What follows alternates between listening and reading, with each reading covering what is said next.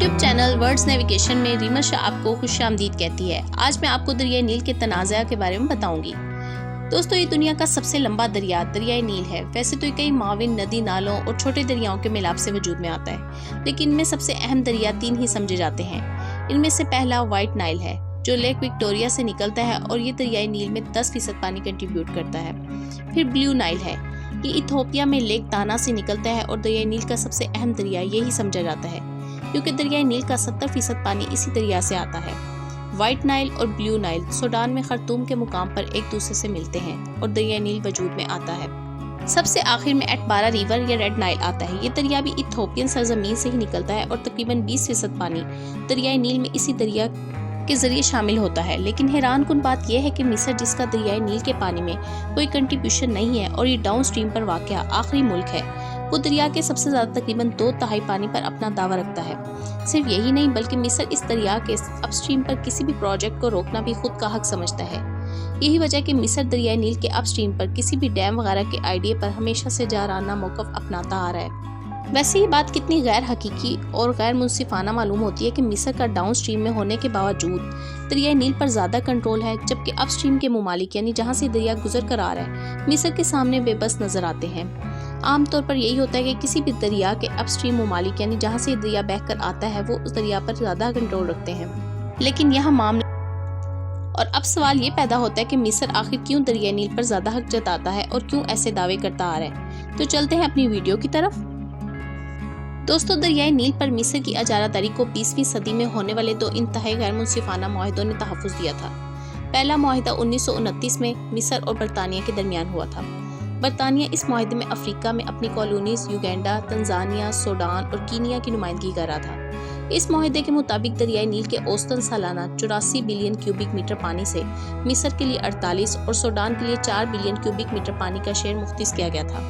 یہ معاہدہ کتنا غیر منصفانہ تھا، اس کا اندازہ اس بات سے بھی لگایا جا سکتا ہے۔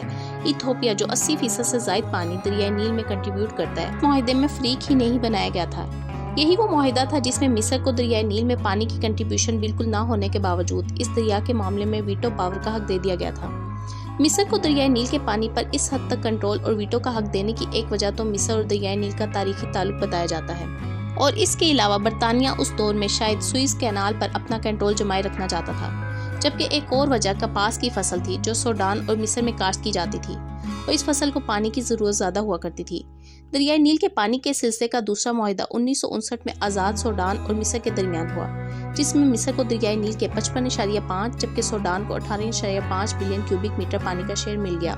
ان دونوں معاہدوں کی خاص بات یہ تھی کہ ان میں سے کسی ایک میں بھی نائل ریور بیسن کے باقی ممالک واٹر شیئر کی بات سرے سے کی ہی نہیں تھی۔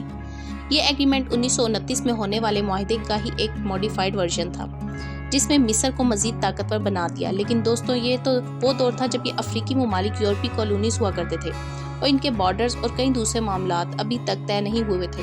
اب 1929 کے معاہدے کو ہی دیکھ لیں، برطانیہ کا انٹرسٹ ڈاؤن سٹریم ممالک میں زیادہ تھا، اس لیے معاہدے میں اس نے مصر کو ہی فیور دی۔ ایگریمنٹ میں شامل اپ سٹریم ممالک اس وقت چونکہ برطانیہ ہی کی کالونی ہوا کرتے تھے، اس لیے ان کی طرف سے کوئی اعتراض بھی سامنے نہیں آیا۔ لیکن اصل مسائل کا آغاز تب ہوا جب یہ ممالک آزاد ہوئے اور انہیں احساس ہوا کہ ان کا حق تو مار لیا گیا ہے۔ یہ مسائل تو جاری رہے، لیکن 2011 سے ایتھوپیا مصر کے ان نام نہاد رائٹس کو نظر انداز کرتے ہوئے سوڈان ایتھوپیا بارڈر کے قریب بلیو نائل پر گرینڈ ایتھوپین رینیسنس ڈیم تعمیر کر رہا ہے۔ اس ڈیم پر مصر کو شاید اعتراض ہے۔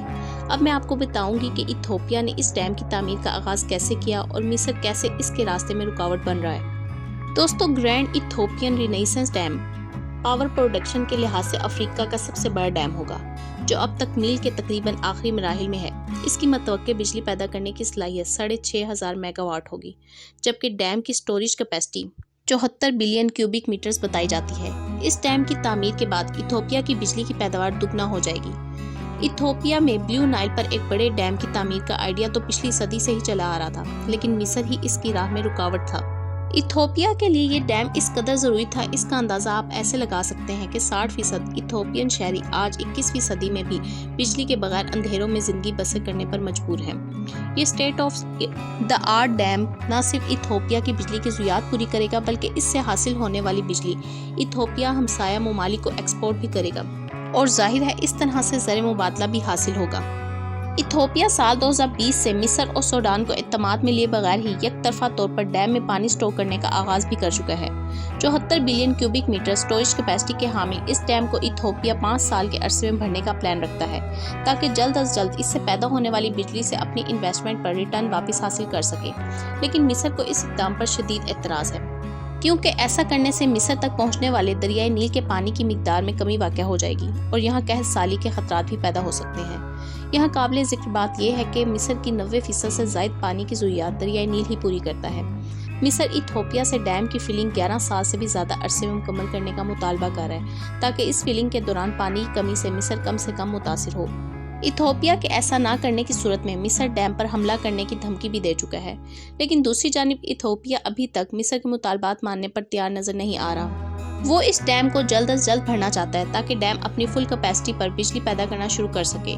मिस्र की तरफ से किसी भी किस्म की जारियत का जवाब देने के लिए इथोपिया ने डैम के इतराफ में मिसाइल भी नस्ब कर रखे हैं। अभी तक डैम को फिल करने के 3 फेजेस मुकम्मल होने के बाद तकरीबन 22 मिलियन क्यूबिक मीटर्स पानी डैम पर भरा जा चुका है। फरवरी 2022 से डैम ने बिजली की पैदावार का आगाज भी कर दिया है। इस वक्त 750 मेगावाट बिजली ये डैम पैदा कर रहा है। इथोपिया में चूंकि मानसून के दौरान बारिशें ज़्यादा होती हैं, लिहाजा इथोपिया हर साल इन दिनों में डैम को फिल करता है, क्योंकि इस दौरान ब्लू नाइल में पानी का लेवल बाकी साल की निस्बत ज़्यादा होता है। अगस्त 2023 में भी इथोपिया ने डैम की चौथी बार फिलिंग का ऐलान कर रखा था, लेकिन मिस्र के एहतजाज और धमकियों की वजह से इथोपिया ने इस फिलिंग को आर्जी तौर पर मौखर कर दिया है। मिस्र को खदशा था कि रवां साल इथोपिया 25 बिलियन क्यूबिक मीटर पानी डैम में स्टोर करने का मंसूबा बना रहा है। कितना ज़्यादा पानी रोक लेने से मिस्र में शदीद कहत साली का खदशा बहुत ज़्यादा था। वैसे पिछले 3 मराहिल में होने वाले डैम की फिलिंग के दौरान मिस्र को खुश साली की सूरत हाल का सामना नहीं करना पड़ा, लेकिन इसकी वजह बज़ाहिर तो ये मालूम होती है कि पिछले तीनों मराहिल में कुल मिलाकर तकरीबन 22 बिलियन क्यूबिक मीटर पानी ही स्टोर किया गया था, जो औसतन सालाना 7.5 बिलियन क्यूबिक मीटर बनता है, और ये मौजूदा साल के इथोपिया के पानी रोकने के मुकाबले में 3 गुना से भी कम है। इथोपिया, मिस्र और सूडान के तहफ़्फ़ुज़ात का जवाब यूँ देता है कि ये डैम दरिया के बहाव को तो मुतासिर नहीं करेगा।